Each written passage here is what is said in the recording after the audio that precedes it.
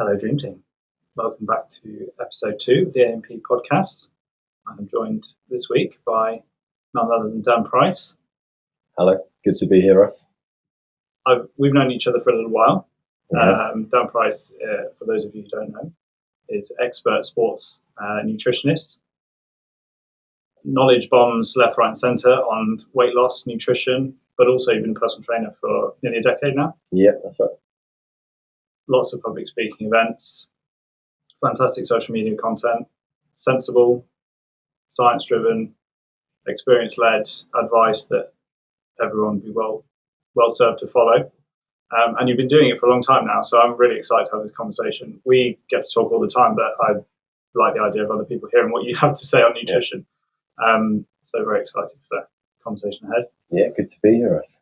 So as with all the episodes of the podcast, we're going to be talking about how it is that you as a coach make people better. And there's lots and lots to talk about with regards to that. But we're going to focus mainly on nutrition and what you do day to day. So should we start there? Yeah, sure. I think it's a great question. You know, for me, in terms of making people better, I guess it's just trying to make things more accessible for people. I think a lot of the time, particularly with goals like weight loss or, changing your body in that way, there's a lot of barriers that get put in place that actually make it harder than it needs to be. So a lot of the time, it's actually just helping people be able to achieve what they're trying to do in a way that's actually more sustainable, isn't going to, destroy every aspect of their life in the process of achieving it. But yeah, so that's a lovely introduction on me, Russ. Thank you for that. But yeah, a bit of background. I've been in the fitness industry for about 10 years. A lot of time as a personal trainer, and then maybe over the last 6 or 7 years, it's been more nutrition focused. So, all of my experience really of working with clients in nutrition came from the studio I was at in Covent Garden, where I was working with hundreds of clients a year. So we kind of got into lots of different client types and that kind of thing. So yeah, that's kind of where my experience is from, working with people in Soho, I guess, and London generally. And you mentioned the barriers that you have to work with the people. Who are the people that you do work with now as a nutritionist, and what are those barriers that you find that you're working with people to try and overcome most frequently? Yeah. So, originally, as I say, I was based in kind of West London, and there was a certain type of barriers there that we can chat through. But interestingly, now I work mainly online. So I work with people from all over the world. But what I found is actually a lot of those barriers are the same. So some of it is a little bit more unique. For example, when we're working in the city, a lot of clients are dealing with things like client lunches. So their own dinners, where they're having to take clients out and entertain them, and that can turn into 3-course meals or alcohol, that kind of stuff involved. So that's maybe a sort of unique barrier that affects people in that demographic. But equally, now working with clients from anywhere, really, that social calorie aspect, particularly for women and petite women, as I'm sure we'll get into in a little bit. But it's such a huge area when it comes to whether it's weight loss or even just maintaining a healthy body weight. But I was kind of thrown in at the deep end, I guess, being in London, working with that demographic where there was a lot of that kind of stuff going on originally. You mentioned petite women. Yeah. This seems to have become a particular niche of yours. Anyone who follows you on social media will be very familiar with the content that you've been producing for quite some time around that. Why is it that you have focused in on those people, that demographic in particular? And I suppose, what is it that's allowed you to work with people for whom you spend a lot of time highlighting why people in that specific demographic have issues with weight loss and eating out socially, but you're obviously not in that demographic. Yeah, so sure. I'm preempting some of the fire that might come your way by saying you're an expert in petite women, but not on yourself. Yeah, definitely. Yeah, my whole experience of coaching and strategies for petite women specifically is not born out of personal experience myself, but rather through experience of working with clients. And it was never really the intention, in truth. But when, as I referenced, when we were working in London in the studio, I just saw a lot of everyone. Right, so there was just so many clients that we were seeing across any period of time, but years and years that we were there. And in truth, the petite women thing kind of just came from, this was the most challenging client type that I was working with. So every person, in every individual needs sort of individualistic approaches. But I was seeing the same patterns every time with this particular demographic, and I was kind of like, there's just not a lot of information about this anywhere, and there wasn't a lot of resources. So through working with a lot of those clients, I built kind of a set of principles and a set of kind of guidelines and strategies that we use successfully. And then, as you mentioned on the social media, like just start posting about it a lot, because I thought it was quite useful for people to maybe go, look, maybe this is the areas to focus on if you're kind of in this group. And then naturally from that, I'm, lucky enough now with the reach to kind of work with people all over the world. It tends to be more petite women I'm working with, but I work with all types of clients, men, women, tall, shorter, whatever. But I think it's worth kind of mentioning the petite women angle on it. It's really just a combination of different variables that make something more difficult for someone to lose weight. Okay, but it's really a spectrum. So if you were a sort of 6'4" rugby player, what you're benefiting from there is you're a larger body already, so you're burning more calories at rest. You're a rugby player, so we'd presume quite active as well, so you're burning more calories by being active all the time. And you're male as well. And just being male also is going to give you, I'm sure people have used these online calorie calculators and things. It's going to give you a higher target for that. Men tend to carry more muscle mass, and therefore the body is burning more calories at rest. So if you go, okay, tall man, quite heavy, playing rugby, okay, you might have 3,000 calories plus a day maintenance intake.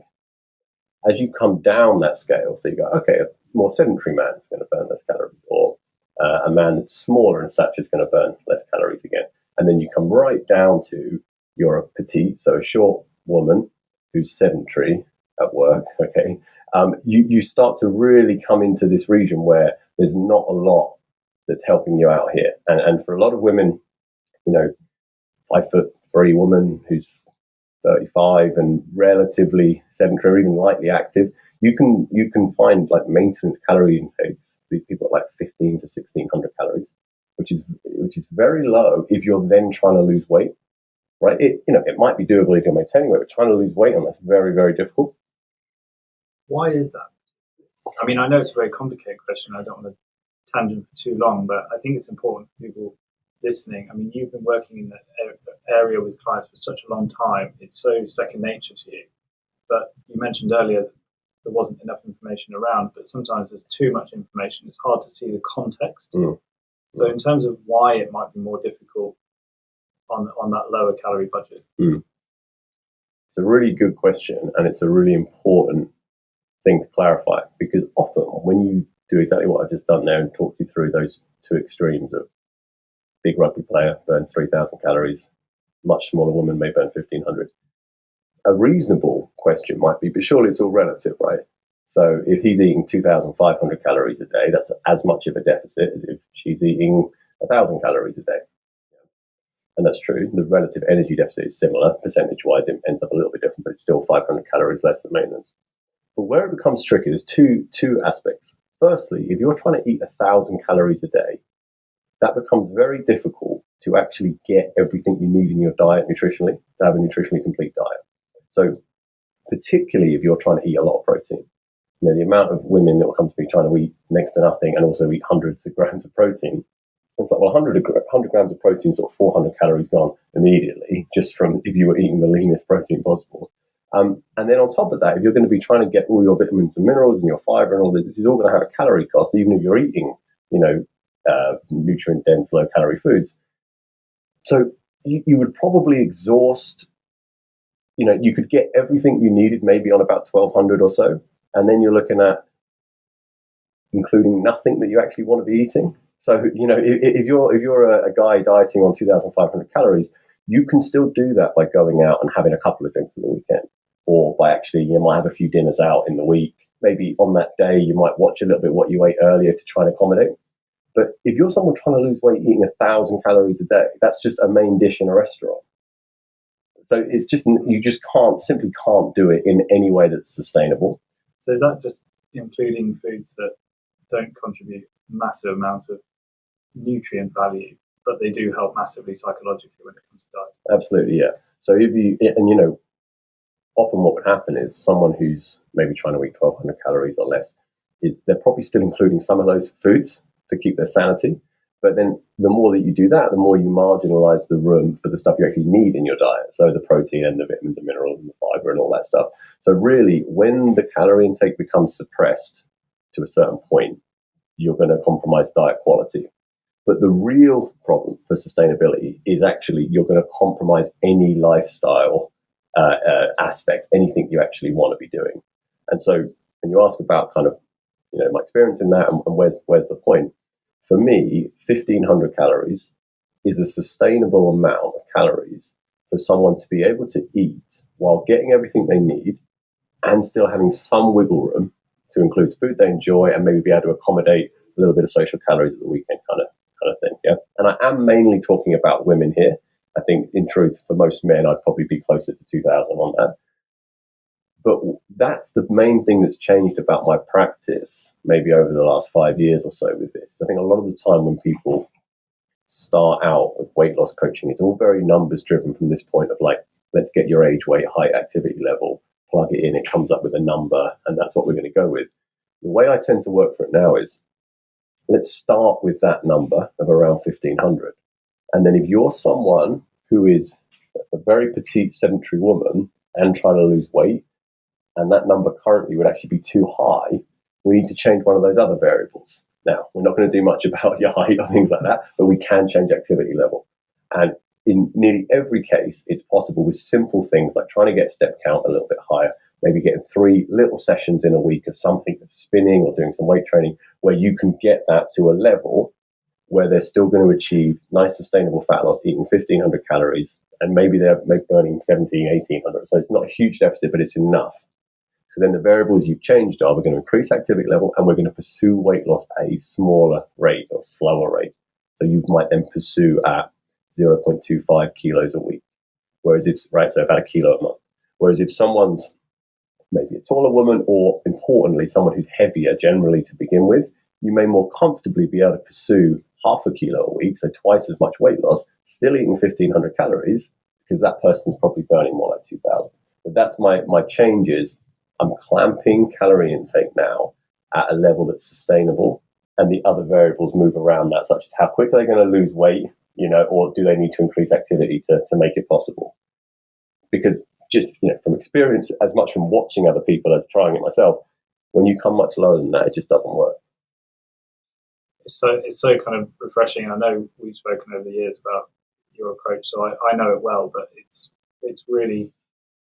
obvious to see why clients love working with you so much, because the clarity and your ability to be able to move between the science of the numbers, but then the practicality element as well, I think it just makes it sound easier to contend with as a diet. It sort of demystifies a lot of information that otherwise can be, I think, overwhelming, particularly when people are in the state where they want weight loss to start happening now, and they want a clear message. So just if we move it in that direction, in terms of sort of working with yourself, in terms of actually nutrition coaching, what's the process? What's the kind of magic bits that you've sort of built in over the years that you've learned as working with clients that helps you to sort of structure conversations and plans, I suppose, to help people?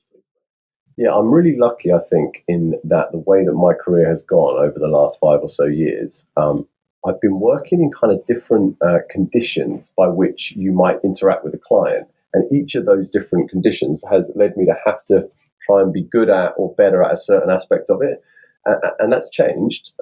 But what I mean by that is, when I was first doing a lot of nutrition coaching, when we were at our old studio, it was quite a unique environment, because I would be seeing every new member that came into that gym for personal training, and I would be seeing them for a nutrition consultation, and then they would go and work with their personal trainer. And so I'd see them once, right? And so then I'd have an hour with someone where in that consultation, I had to gather enough information from that person that I could identify what the barriers were to their goal, come up there and then with the interventions that were going to create, ultimately lead to the solution. And then from that, send through my nutrition plans to them that were going to give them all the tools they needed to actually do that goal without any more interaction with me. Right now, sure, I was working alongside the PTs that they were with, and we did have, and there was the option to chat with me. But a lot of the time, it was a case of, I'm going to see this person once. I need to be able to give them enough in those nutrition plans, options from stuff they can grab from prep, snacks on the go, M&S balance for you meals for home, like whatever it is. You've got to find what's going to work for that person so they've got it and they can go do this in the easiest way. So that makes you have to be quite good at working in that consultation to find where the barriers are, and then also being able to put together some pretty decent follow-up notes to help that person have a plan. What I learned from that, Russ, is that approach works very well for some people. It's probably people who actually already maybe have the motivation and kind of the accountability that they just need to know what to do, and then they can go and do it. And sometimes actually that conversation, the consultation, if you can really get someone to get it, so often I end up drawing this graph that would kind of explain to someone that what you're doing Monday to Friday is actually probably fine. It's just this Saturday, Sunday when it's restaurant food or the roast on Sunday that's really skewing the calorie intake. Sometimes that'd be a light bulb moment and you just know that person's going to do well. And so I'd have an experience where, a few months after that consultation with a person, I may see them around the gym floor and they'd either have lost lots of weight and be really buzzing and happy about it. And other clients, maybe who never really went that way with it and maybe never bought into it too much. So where I'm at now is that I'm working, entirely for myself with my online coaching business. Is unless someone really wants it, I don't do a lot of that standalone consultation anymore. Now what I do is ongoing nutrition coaching, where I have a client who's with me just on a monthly rolling basis. It still starts with a consultation, and it's very much the same thing, which is why I say I'm kind of lucky and grateful that I had that experience, because I'm so happy and comfortable in that environment of first meeting someone and really getting to the bottom of where the issues are. But what's unique about what we do now is as soon as that consultation's over and they've got their plans, so they've got their strategy, we're then just going through it together. So I have all of my clients in like an instant messaging situation where, if necessary, particularly for the first week, it's useful. Sometimes they're just snapping pictures of the food they're eating that day. So we'll have already gone through a plan. They'll know what we kind of want to be having, but it might be like, I had these eggs for breakfast. I've just grabbed this sandwich from Pret that sounds good. I'm having some of these snacks, and then my dinner's this tonight. Just little pictures. Yeah, looks good. Okay, I've got a restaurant meal coming up at the weekend. Any advice about this menu? So I'm kind of there throughout the whole process now. And then obviously we catch up for Zoom calls throughout the process. But yeah, it's been a big change, and I found it's massively helped the not just the results, but like the sustainability and the longevity of success with clients. And do you meet any resistance to people asking people about their diets? Do you get the highlights rather than the lowlights? Yeah, I think that again, I spend a bit of time, working with other coaches and trying to help other coaches maybe get better at that consultation process, because I completely agree. People, it's a bit like when you sort of go to the dentist or go, I wear contact lenses whenever I go to my opticians, and you only wear those for like 12 hours a day, and it's like, yeah, so I've got them in constantly, right? But you kind of feel like you want to say the right thing, and the way I have lots of ways that I try and work around that. But the main thing I say to a client, particularly when it's weight loss, which it tends to be, my demographic does tend to be a fat loss or weight loss focus, is if you can first buy into this concept that if you're currently not losing weight, it's because one way or another, what you're eating overall is about level with the amount of calories you're burning. So you're just at maintenance, right? And that's if we can get nice buy-in on that point. And there's lots of ways to explain that. It's like most people have had periods of time in their lives where they've gained a lot of weight. So it might be, I went to uni, started drinking loads, stopped playing sport or whatever, gained loads of weight. It's like, okay, so we can see that's a clear example of when you were eating lots, not doing a lot, and we see what happened with weight gain. And equally, lots of people have had experiences in the past, positive or negative, where they've lost weight, whether it was, I went on this crazy diet, or whether it was, had some kind of breakup or something. And it's like, what was going on at that point? It's like, well, I basically just stopped eating. It's like, right. So when you've experienced both, you can point to that and then sort of be like, I know right now that you're not eating loads and loads and loads relative to what you're burning, or else you'd be in a state of weight gain, and you're not. You're just at maintenance. But equally, what we know is what you're currently eating is obviously not kind of a deficit. It's not in a position for weight loss. So our job really in this consultation, like together, is just to find where that discrepancy is. So then the main thing I always say to everyone is, at this point when we're talking now, the worse the diet is the better for us by far, by far. If I go through a diet with someone and they're saying to me, I'm eating out 3 or 4 times a week. Because it helps you to identify those massively. things Well, it's just, it's low-hanging fruit. It's a bit, again, if you was an accountant and someone came to you and said, I'm really struggling on top of my money, and it's like, I've got a load of subscriptions to things I don't use, or I do, and you're like, okay, well, there's some easy things. Let's stop those, right? So that's what I would often pitch to someone, which is like, give me the whole picture here, because if we get to the end of this and I can't find anything, then that's a problem. And that does normally help people, I think, because and it's also maybe reiterating as well that we're not looking to change everything, right? There's only a certain amount that we need to actually tweak this. So the more stuff you tell me, the more I can spread that, or the more we have the flex to maybe take this down a little bit and maybe that down a little bit, rather than if it's like, okay, it's just one thing. It's like, that's probably going to be the thing we have to really zone in on. So yeah, I think it's that. It's something you said to me a long time ago, when we were working together. I think I'd probably come to you with an issue with a client, was that rather than meeting that client in a position where it's like it's them and it's you and you're facing them and you're telling them about the problem, it's like actually coming around the other side and standing with that client and both looking at the problem together. And that's very much what I took into my consultation process, which is I try and make it very clear at the beginning, we're both here together trying to find the problems in this, rather than me trying to tell you what you're doing wrong. Yeah. So it's that kind of non-judgmental space where you sort of are able to relate with the person in front of you, which is quite nice, because there are lots of diet systems out there where you're required to sort of fit in with the system, and the system says that this is how you lose weight, and therefore and that sometimes works great when that alignment between the person and the diet system is there. But often when it's not, unfortunately, the only conclusion you can be left with is that it was on some level you failed. Yeah. Because the system is sold to work every time. Yeah. Whereas the approach that you've got is a bit more open, where you can say, well, working with the person to sort of identify specifically for them what the key area is that they're able to change as well. That's the other thing, not just the one that's even posing the biggest issue. Presumably there are some times when weight loss is actually, while it might be the long-term goal, it's not the immediate goal. Yeah.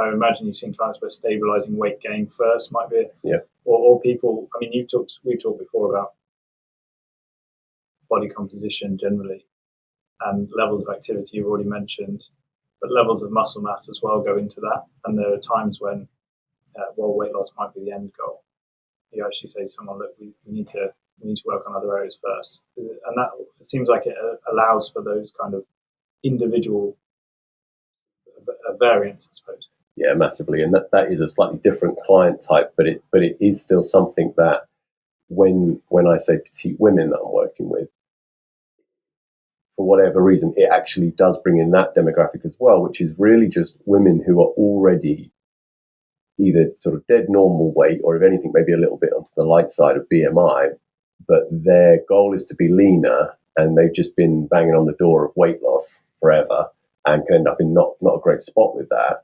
And that is a conversation that then needs to be about, I guess, re-educating about the route to their goal.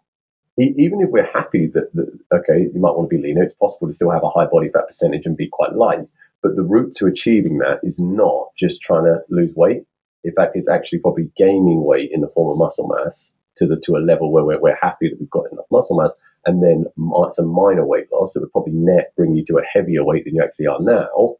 But you can be leaner, because otherwise you just hit this point where you'd have to get to such a low body weight to actually have the body, the lean enough look, that it would be incredibly unhealthy. Right?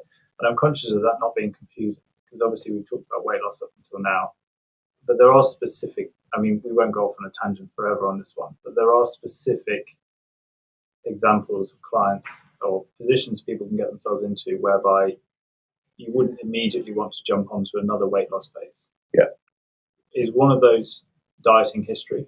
Yeah, massively. So one of them is what we've just mentioned, which is their starting body composition. But, the body composition, or the weight even just that you're presented with when you first meet someone, that tells you some of the story. But a lot of the story is also the history about it. Because if someone arrives to you and they, even just physiologically, by the way, so in terms of if someone arrives to you and they're a certain weight and they still might be 5 kilos away from their goal, but they've been dieting for like a year and have lost a really significant amount of weight, they're arriving to you in a very different, like even physiological condition than someone who's always been that weight and then just wants to lose 5 kilos. If someone comes to you and they want to lose 5 kilos and they're not like already underweight, they're a normal weight, they're kind of good to go. Whereas if someone's coming like in a position where there's probably even been certainly some adaptation in terms of their hunger levels will be like really elevated, they've been dying and they've lost that amount of weight, 10, 15, 20 kilos of weight, and potentially even that their kind of maintenance calorie intake is going to be lower than someone else who presented at the exact same weight and height and age and everything, but hadn't just done a year of like dieting like that. So that's probably quite an extreme example. But even working with my clients, if it feels like even in a weight loss phase, when that starts to slow, it's sometimes better to, it's what I would call like intentional maintenance. So to move into a phase, if we're going to just maintain this intentionally for a while, rather than the opposite of that, which is that people just end up maintaining for like a month while still banging their head against the wall, trying to get trying to create the deficit, just keep losing it with different things that crop up in terms of maybe eating a bit more here or there or whatever. Whereas actually, if you move intentionally towards that, the whole psychological response to that is better. And also in the physiology of it, it's still more of a break to have more of a kind of consistent intake of just going back to a nicer calorie intake you used to eat for a month or a couple of months, versus this sort of yo-yo thing where we're ending up at maintenance because we're kind of under-eating, overeating, bouncing around all the time. It's actually good practice because even if you're not at your goal weight yet, presumably when you do get to your goal weight, you're then going to want to maintain. And it's actually good to go through periods of dieting where you practice maintaining your weight. But yeah, massively. And I think as well, there's something to be said for it's just good to have that diet break. I think a lot of people do this anyway with the whole sort of the bulking and cutting mentality of people like us gym bros. But certainly I tend to loosely follow that, but it's really not for sort of eking out the last percentage of muscle gain in the off season. What it really is it's quite nice to be able to have 3 or 4, 5 months of the year when I'm eating much more in a way that I just enjoy eating, but a bit more socially, not really worrying about anything. And it's like, okay, my weight's going up. Nice. I'm going to train a bit harder. I'm going to try and maximize what's happening because I'm relaxing about food for this period of time. And then by the time I've done that for 3 or 4 months, I quite fancy the idea of going, let's zone in on this a little bit more now. Let's maybe start looking at a bit of a fat loss phase. And then it's actually not like such a drag to do it because you haven't done it. You've been having takeaways, a few times a week for a long time, and it's much more of a welcome thing to do.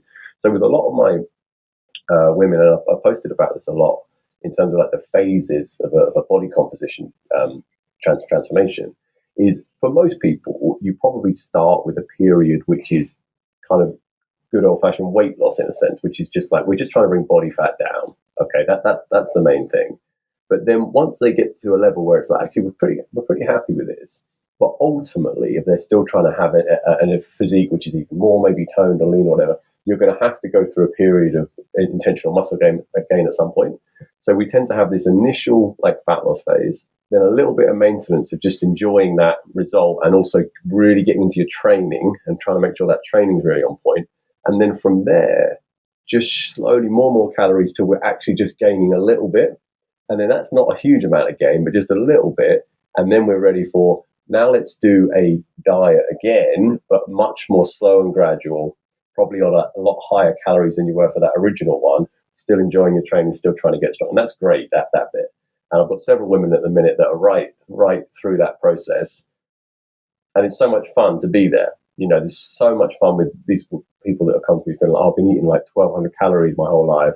And now it's like they're eating 2,200 calories a day, lean, training heavy, like me trying to get them to eat more, to facilitate the weight gain. It's such a different picture. But yeah.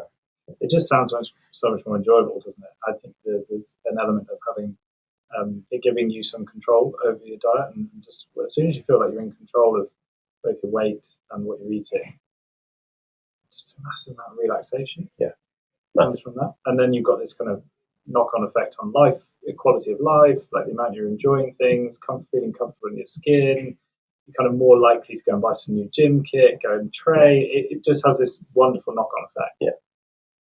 There's so often to some of my clients now, because people don't necessarily just immediately move away from that potential fear of what if I regain all the weight or that kind of thing.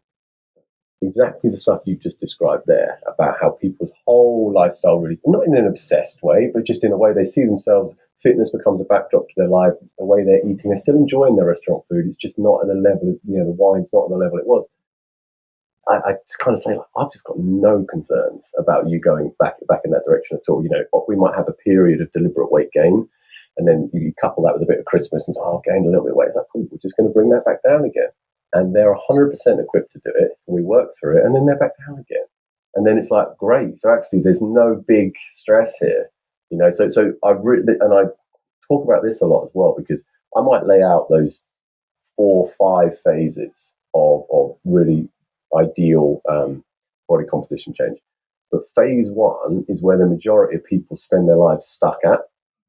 And it's such a shame, because all the other phases are great and fun and like a healthier relationship with food and exercise. That first phase is just like a necessary evil of there's got to be a period of restriction to bring body fat down. We've got to get in and get out and do that and then get on to the other phases. But people spend their lives going from diet to diet trying to get that first phase done. And therefore, their whole experience of nutrition and training is negative. So because you've been doing it for so long now, and you've been talking about it for so many years, you're really comfortable with it. It sounds really easy. It sounds really simple, but obviously the people that you're working with have got you there on tap.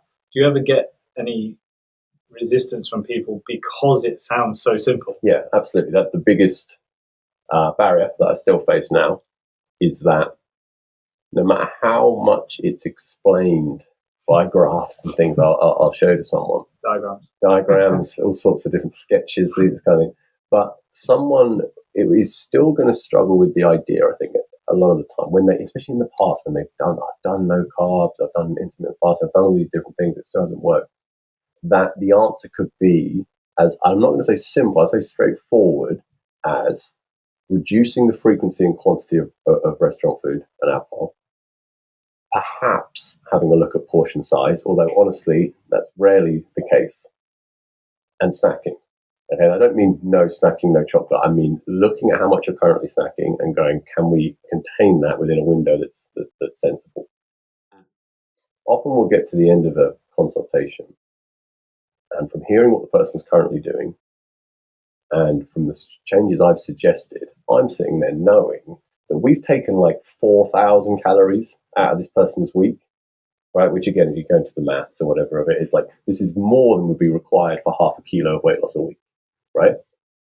So I'm looking at that like, this is great. But whereas someone else might be like, okay, but so I can still eat chocolate, or you're not going to make me cut out bread, or this all sounds a bit too easy, that you're just saying, all right, we're going to, get rid of one of those restaurant meals. The other one, you're just going to have a main dish rather than starters, desserts, a couple of the snacking, rather than just being a bit off-piste and doing whatever. And some days it's good, some days it's bad. We're going to clamp that to like 300 calories a day. Here's loads of options for it.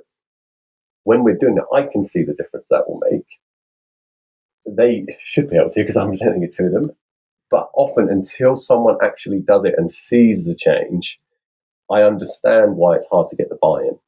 Because people are just so used to hearing. I mean, I'm working with clients at the minute. We've had this conversation. A week in, we had a conversation where they were saying, like, no, I'm just not sure this is going to work. And it's like, great, that's fine, but just give me the buy-in for a couple of weeks, and now weight's coming down, and then suddenly, it makes a lot more sense when you seeing is believing. Yeah, absolutely. And I absolutely don't fault people for that at all, because if I'm doing my job right, it should sound like it's too easy, and because my whole thing is trying to make things as simple as possible for people.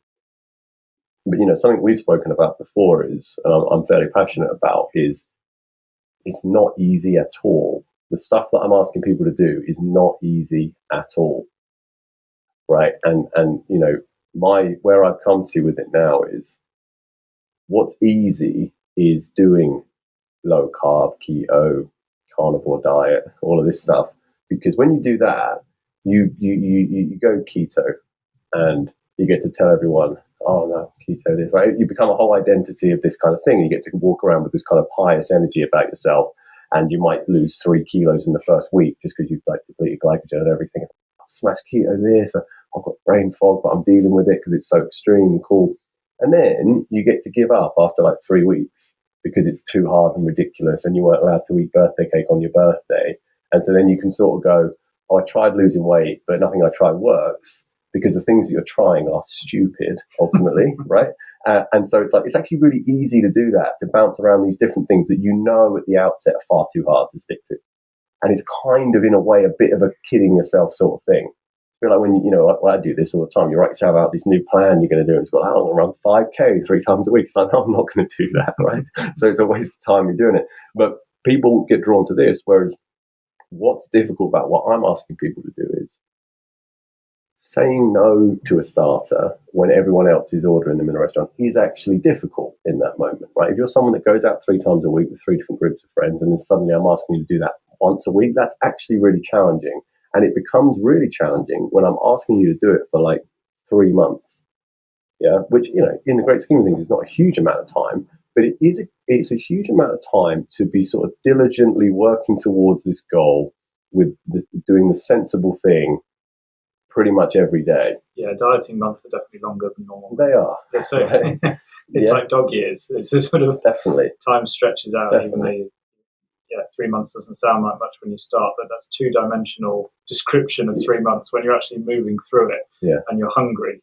Yeah. I've definitely come across that in the past, where you sort of the level of enthusiasm for the diet at the beginning is severely disrupted by feeling really hungry and perhaps over restricting, in 3 weeks' time, and people are staring at a Twix bar like it's the elixir of life. And of course, and because you are still creating the deficit to the same degree as you might with different things. So for example, you could say to someone, don't eat any sweets, right? And their diet would only actually be as restrictive as something I'd be giving them to do, but they might just be eating nuts instead of sweets. And like, for me, the problem with that is you're doing 2 things there. You're restricting calorie intakes to a level that is already going to be difficult to do. And then on top of that, you're randomly saying, no, that food you like, don't eat that either. Because there's some relationship between why eating less sweets would be useful, for sure. But it's not enough to justify completely stopping it if it's something you enjoy doing. So you're much better, and this is a key part of what I do in consultations, is I'm trying to change the person's diet as little as possible, but in order to still bring about a result. If someone's eating tons of sweets, there's a load of reasons why I might want to change that. I want them to be fuller. Okay, I want them to have a better quality diet as well, so I will change that. But if someone's having a reasonable amount of that, or they like having a bit of bread, and I can get them a nice recipe for a couple of eggs on toast in the morning, it's about 300 calories and 20 grams of protein. It's like, that's great. Why on earth? Why would I change things to make things harder for the sake of it? And that is just from working with people who work with other nutritionists, and mainly personal trainers, in truth. It's like they've shown me their meal plan, and it's like, would you like any of these foods? And it's like, well, not really. And it's like, well, why is it? If you like a prawn stir fry, why are you having this chicken and rice thing? I can give you a prawn stir fry recipe that's the same in terms of what we want, right? So that's a big point is about sustainability. But in terms of why this is so difficult as well, is that this thing of the mundanity of it.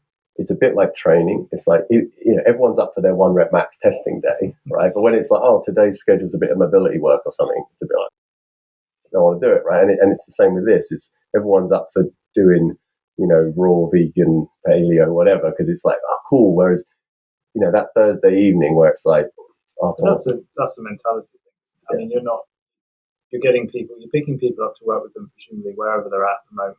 And if somebody's mentality and mindset is not aligned with, long-term lifestyle change, healthy lifestyle patterns, health-seeking behaviours, then that's not, at that stage, that's definitely not your responsibility just yet. So, because it sounds to me like you're teaching people how to eat in a way that they can carry with them for the rest of their life, but in a non-judgmental, non-patronizing, really kind of relatable way that makes it sound simple. And I think that's really, for me, why I have so much admiration for your approach, is because, there's a lot of other things out there in the fitness industry that are helping people to lose weight that aren't even getting close to that. as a level of service, and they casually, I think, too casually disregarding the role that, as you said there, the practicality element, personalisation, somebody's ability to actually go and stick to it, and the adherence factor, the psychological shift that it takes, perhaps from a mindset that's maybe more damaging towards themselves in terms of the weight loss. They're more willing to weaponize the diet against themselves in the short term, like you said, rather than make the long term change and actually go, I really want this to work, and I'm going to give it everything. And that means that if it doesn't work, I'll be very disappointed. In order to avoid that disappointment in the long run, it's like, maybe I'll just do an extreme diet that might crash a bit earlier, and I can blame the diet. And you're taking the long road round, but I think it sounds like you're doing it for the client, which I think is really, it comes across.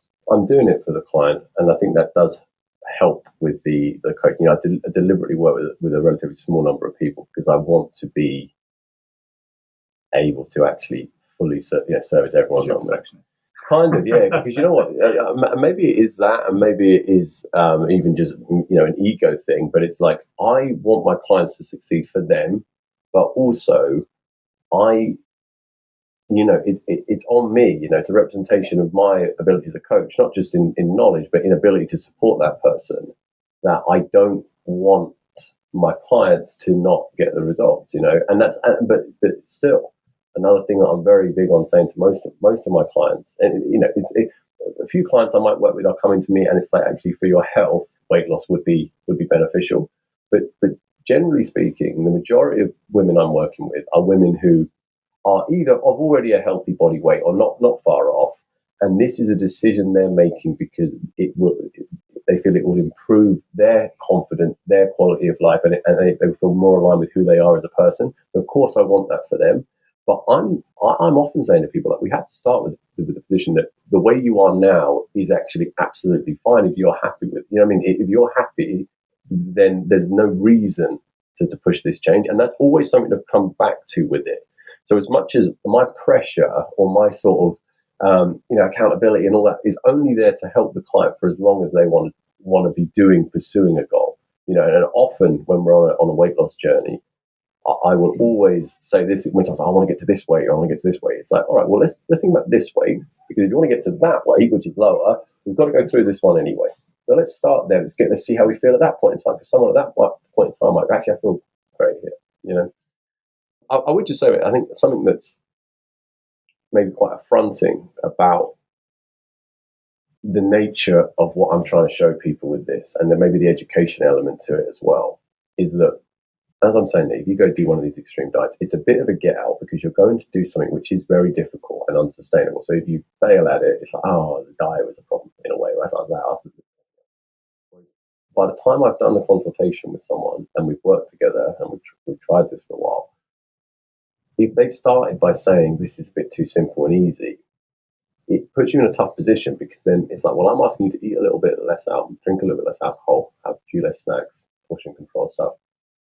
And if it gets to the point where we're not getting any traction with it, and you're still saying, yeah, well, I still went out 3 times last week, but I can't stop having snacks and things. Of course, I'll continue to work with, okay, you can't stop going out. Let's look at more at what you can do when you're out. We'll keep working with it. But it may eventually get to a point where the realization is maybe you don't actually want to make this change as much as you want to continue living the lifestyle you have now.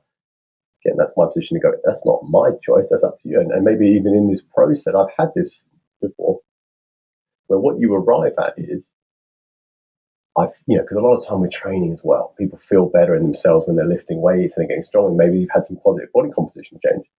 But someone may arrive at the point where they go, I'm actually feeling really good in how I am now. And what I've realized is, I think to compromise, even for a short-term period of time, on these lifestyle things, I'm not ready to do that right now. But then at least you have the information, and it's like, you know what it's going to take, and you don't want to do that. That's okay. You shouldn't then jump on another extreme diet, right? But that's the aspect of it that's quite affronting, which is like, if you think this is simple and easy, what I'm saying, then you ought to be able to do it. Because if you then can't do it, you've said it's easy. You've made your best. Kind of, yeah. Yeah, no, I think it's a very good point. I think, I know we could go off on lots of tangents, and we could talk all day about this, because it's a very complex and equally interesting topic. But I think you've done a very good job of answering the question we asked at the beginning, which is kind of how do you make people better? And I think it's sophistication and experience and years of dedication, but dressed up as simplicity and a real sort of slimmed down way of handing people solutions to things that otherwise seem to be mysterious in some way. Yeah, because what I'd add is, because I think very much the point I just made, you could take away from that and go, oh, you're saying weight loss is easy. It's got to be less out. You've got to do this way. My point would always be weight loss is not easy, ever. Weight loss is hard for me, and there's a lot of things that make me probably genetically or, with trainers, a lot of things that make it easy for me versus most people I'm working with. It's still not easy. It's still very, very challenging. So simple but difficult. But my job is to make it as simple as possible. That's what I'm trying to do, is remove as many barriers as possible, so as people aren't wasting willpower on stuff that doesn't matter, or possibly even compromises their ability to sustain what they're doing with these other methods, right? So I'm trying to make it as easy as possible to do it, but it is still very, very difficult, and it is certainly still more difficult for some people who may be more predisposed to having higher hunger levels or a sharper response in a drop in energy expenditure in response to caloric restriction. We know that varies a lot between individuals. So there are people for whom it's really, really difficult. I'm still trying to make it as simple as possible. That still might mean this person's always going to be walking uphill versus this person, but these are still the best strategies for doing it with. But that is always why, because I know nowadays there's a lot of this thing about shouldn't congratulate people on weight loss and these kind of things. And maybe there's some merit in some instances where I'd understand that. But certainly from my point of view, when I meet, sometimes people come to my consultation and they've already lost a tremendous amount of weight, they've lost 15, 20 kilos more. And I have a huge amount of admiration for those people, because I honestly think it is one of the hardest things you can do, is doing that. And they might not have done it by the most sensible means, they might have done it through hard means. But anyone who has gone through a significant amount of weight loss has slowly over time, diligently stuck to things that are difficult to do day in and day out, with a delayed gratification on some magnitude of, I'm doing this to make something that I'm trying to manifest come true. And it is a lonely and hard journey, which is very difficult. And so it speaks a lot to me when I meet someone that's done that. And when my clients achieve that, that's why it's massively rewarding, because, it means more to people when they have achieved it through that time. They've done, 4 or 5 months of this, and they're a completely different person now. And they're looking back on it, and it's like, you did all that work. It's not like, oh, you took these weight loss tablets and then you dropped a few dress sizes. It's a completely different experience. And the amount that does for people's confidence, some of my clients that I trained were previously retired and have gone back into work now because of the confidence they get, all that they've said they've regained from lifting weights, improving body composition. So it's this kind of like transferable belief in yourself when you prove that you've done something that is so difficult, really, in real terms, and achieved it. That's a very nice point, Dan Price. Thank you very much. Thank you for having me, as always, mate. It was a pleasure, and hopefully everyone out there listening enjoyed it, both of our listeners. That's ambitious. Until next time. Thank you, mate. Thank you very much. See you soon.